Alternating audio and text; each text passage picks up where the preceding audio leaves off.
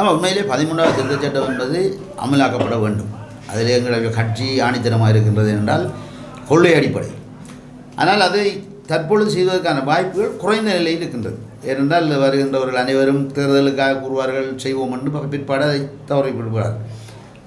13வது திருத்தச் சட்டம் ஒரு பாரிய விடயமாக இருந்தால் ஒரு சிறு விடயத்தை கூட என்று அரசாங்கம் நிறைவேற்றி தருவதில்லை என்றால் இந்த கல்முனை பிரச்சனை, கல்முனை பிரதேச செயலகத்தை கூட தரம் பிரித்து தருவதற்காக அரசு தலைவர்கள் பின்னடிப்பதை நாங்கள் பார்க்கின்றோம். இது உண்மையிலே அவர்கள் தமிழ் மக்களுக்கு செய்கின்ற ஒரு பாரிய ஒரு பிற்போக்குத்தனமான செயலாகத்தான் நாங்கள் பார்க்கின்றோம். அந்த விடயங்களில் நாங்கள் மாறப்போவதில்லை. நாங்கள் உறுதியாக இருக்கின்றோம். அது யாராக வந்தாலும் அதுக்குரிய கண்டனங்களை தெரிவிப்போம், குரல்களை கொடுப்போம். அதை அமுலாக்குவதற்கு நாங்கள் முயற்சி பண்ணுவோம். நாங்கள் உண்மையிலேயே அதாவது ஒட்டு கட்சியிலே இருந்த பொழுது ஜனாதிபதி மஹிந்த ராஜபக்ஷ அவர்களை நாங்கள் உண்மையிலே ஆதரித்தது உண்மை.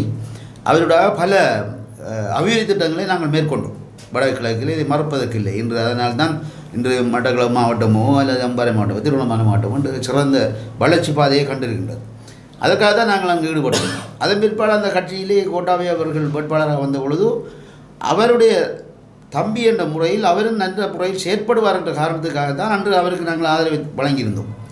ஆனால் உண்மையிலே அவர் செய்தது பெரிய ஒரு துரோகம், நாட்டுக்கு செய்த ஒரு துரோகம் தான் கோட்டாபய ராஜபக்ஷ அவர்கள் செய்தது. என்றால் அவருக்கு இந்த நாட்டை நடத்துவதற்கான எதுவித தகுதியும் இல்லை என்பதை பிற்பாடு நாங்கள் உணர்ந்து கொண்டோம். இந்த மக்கள் பட்ட துயரங்கள் மக்களாலேயே அவர் துரத்தி அடிக்கப்பட்டார். அதாவது எந்த சிங்கள மக்களுக்கு இனத்துவ சங்கத்தை அவர் வென்றாரோ அதே சிங்கள மக்களால் அவர் விரட்டி அடிக்கப்பட்டார் என்பது உண்மையான விடயம். அவை அதன் பிற்பாடு நாங்கள் எங்களுக்கு தேவை நாட்டுக்கு சிறந்த ஒரு ஜனாதிபதி. அந்த அடிப்படையில் தற்பொழுது இருக்கின்ற தலைவர்களோடு ஒப்புன்ற பொழுது ரணில் விக்ரமசிங்கே அவர்கள் சிறந்த தலைவர், மஹிந்த ராஜபக்சேயும் சிறந்த தலைவர் தான். ஆனால் அவருடைய காலம் முடிவடைந்து விட்டது என்றால் அவரால் இனி அரசியலில் வருவது என்பது முடியாத விடயம். அந்த அடிப்படையில் பார்க்கின்ற பொழுது தற்பொழுது இருக்கின்ற ஒரே ஒரு சர்வதேச ஆதரவும் அல்லது எங்களை எல்லாம் முன்னேற்றத்துக்கு கொண்டு சேர்ந்த ஒரு தலைவராக நாங்கள் பார்க்கின்றோம். அதை தான் நாங்கள் செய்வோம்.